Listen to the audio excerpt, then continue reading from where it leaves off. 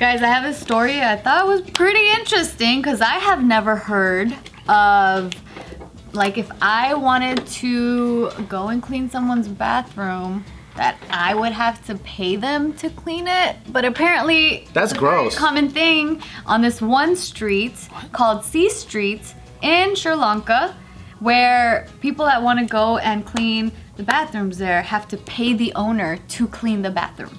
What? I'm so confused about everything you just said. Not a fetish. Wow. Sounds like something Japan would do, you know? Why? Oh, fetish? It's like, yeah, come and clean my bathroom. Oh, yes, I will. And I'll pay you? Yeah. So it's not a fetish. I still don't understand. The story's not complete, right? There's more to the story? It's kind of like, hey, can I pay you to buy you groceries? Can I come over and do your chores and then pay you? Yes. You know, that's basically what it is. It's exactly that. Can I pay you and suck your dick? Wait, actually, no, that makes sense. It makes sense if you're like, can I pay you to beat you up? No? Is it like what like a breaking room does for people, or relieve some sort of tension? Why don't they just clean their own bathroom? Maybe that's what they did. They don't have no more bathrooms to clean. Are the bathroom owners just extremely attractive? So they're like, ooh, I'm cleaning your private zones. Well, no, this is a common thing on this street. It's a caca street. So it's like so businesses on this street get paid for people to clean their bathrooms. Okay, enough guessing? Is it Red Light District Street? No. And they're like, I just want to clean these hoes' toilets. There is zero sex involved in this. Damn, why are people not horny? I'm not smart enough to get this. It's hurting my brain. It's like Please a riddle. tell us. It's like a riddle. Like, why would you pay to clean someone else? Exactly, why? It's an attraction. Like, I don't know these Sri Lankan ways. Nice bathroom, you're like... Oh, is it rich people's houses? Because they just want to go into the house and see No. what it looks like? But you're getting kind of a little bit warm. Okay. Some Sri Lankan shit, I don't know. Okay. That's like me asking them, hey, Sri Lankan motherfucker, would you eat tofu that smell like shit?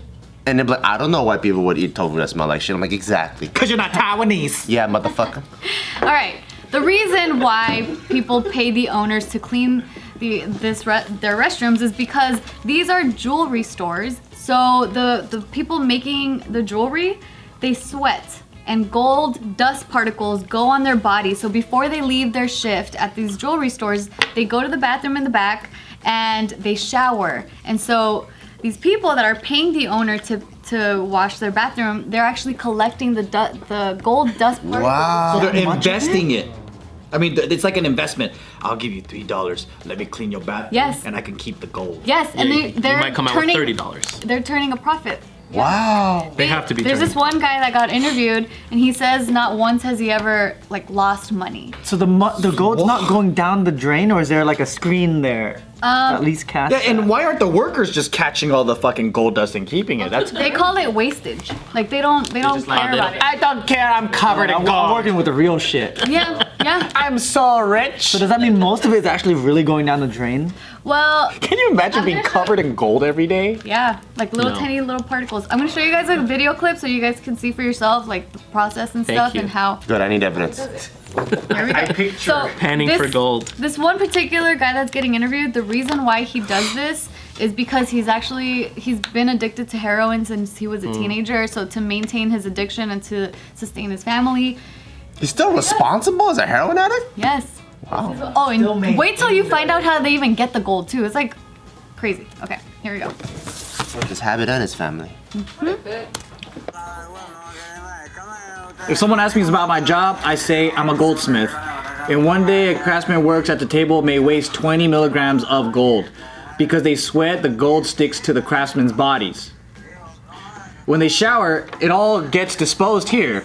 In order to clean a bathroom or toilet on the C Street, a cleaner must pay the owner. Somewhat like a wheel of fortune, it's unpredictable.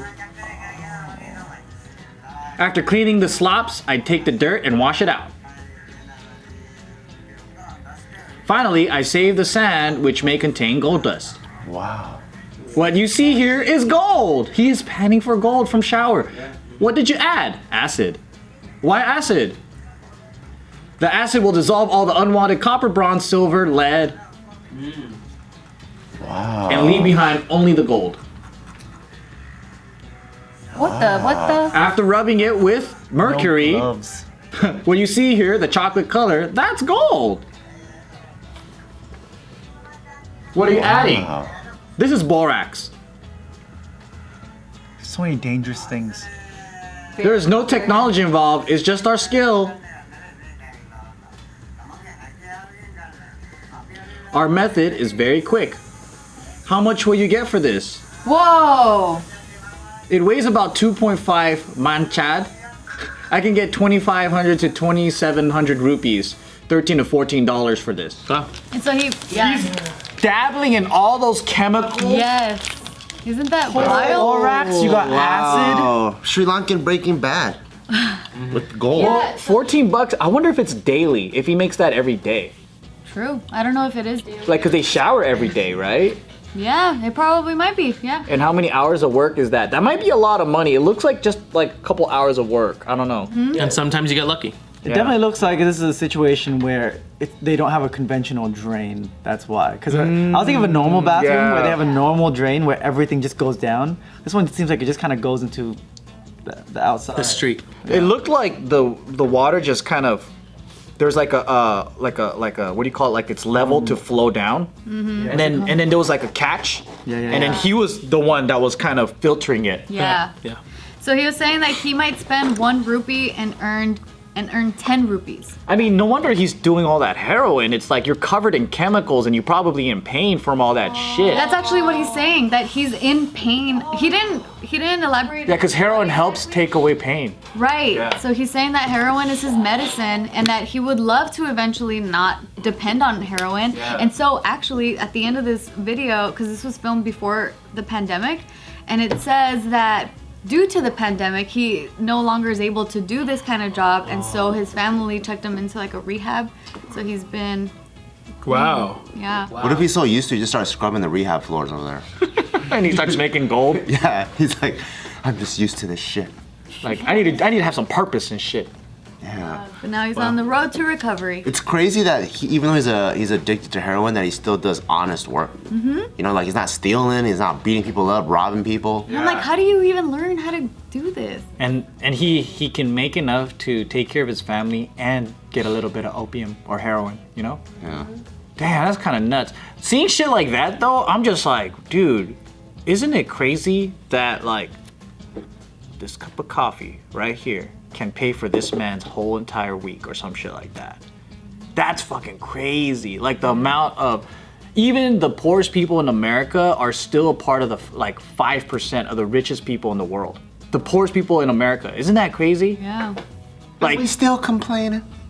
it's all relative, right? Because if you're in public housing, because like out here, like let's say you're on welfare, right? Yeah. You still eat good compared to the rest of the world. Not that they have it good. I'm just saying compared to like people in real poverty, like in another country, like you still have appliances, you still have a stove, you still have our basic quality of life isn't bad. It's bad, but it isn't Yeah, like Philippines. bad. It's not Yes. extreme. Yeah, extreme. Like some, you know, like we have friends who just like, when they came here, they didn't have like regular appliances, you know, and then now they do, and they're just like, you don't know what real poor I is. feel you. My cousins too in the Philippines as well. Like when I go to their house, you know, where like essentially the shower is the same place as their Living room? I mean, everything's so close together, like the bathroom's there and stuff, and they, you know, the water, and you have to heat the water. I mean, With the the bucket. guests heat the water, right? Because they're used to the cold showers. They can't even find matching shoes, huh? I mean, They're like, there's a lot of things that we definitely take for granted, and that I'm there and I'm like, I wanna help out, and that's me being, you know, American? so freaking American. Like, they're happy with what they have. Yeah, because we come in like poor people, and then they're happier than we are, chasing chickens and fucking. Yeah, they're much happier than we are. It's like camping every day, you know? And we're the ones like this the whole time, not even engaging. Nope. And our eyesight's getting all fucked up because we're not exercising. Yeah. Thinking we need more and more money. That LASIK, you know what I'm saying? Yeah. Hey, IQ laser vision. Shout out. When was the first time you guys seen real poverty, like outside of America? Mexico. Real. Mexico, yeah. Vietnam. My mom's childhood home looks pretty crazy. In Mexico? Mm-hmm. I think mine was Thailand, and I was like 13. Like I lived in a Hmong village for a month. Wow. Which is like, there's Thailand, and of course there's like poverty, like, but then I don't think Hmong people are registered as citizens, so they just have to fend for themselves by the they just live in the mountains. And so it's crazy how resourceful like the people are. They just live off the land and they figure out ways to like sell shit or whatever, and then they buy like trucks and building materials, and then they just hook themselves up. And I'm like, how is this even possible? Because when we're born and raised here in the States, like, it's almost like we think the streets and the houses and everything is natural. Like when you're a child, right? You're kind of born into it. It's like, yeah, it's just, you're born into this world with the system already in place. Yeah. And then where you get food is like, you open up the fridge. Yeah, it's there. Right. So you don't think like, oh, that was killed.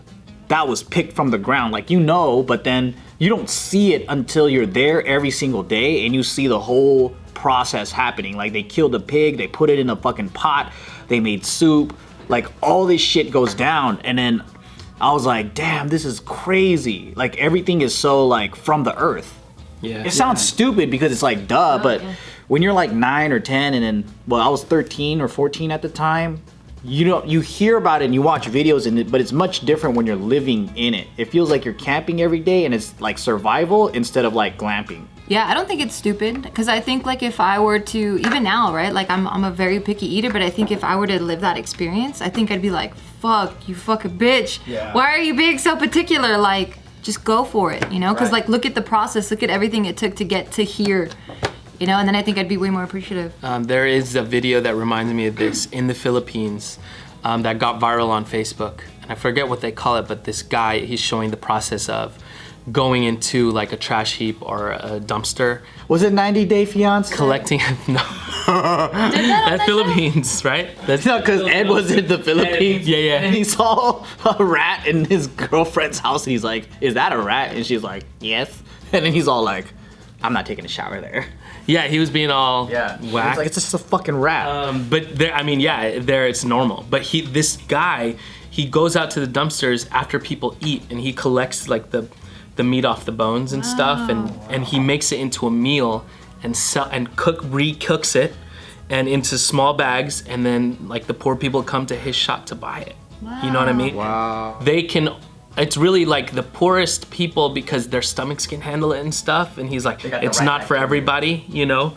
But I forget what it's called, paag or something like that. But you just realize like how lucky you are, because they're just waiting on people to waste food, hopefully, or even just off the bones. And he makes a meal out of that stuff. That's insane. And this is in the Philippines, you said? And this is in the Philippines. Yeah, this is a huge video on Facebook, but it reminds me of this. I mean, he's going for gold, but this guy is even going the next step where he's getting food to sell so he can get money, hopefully, and for him. So resourceful. Able to. That's crazy.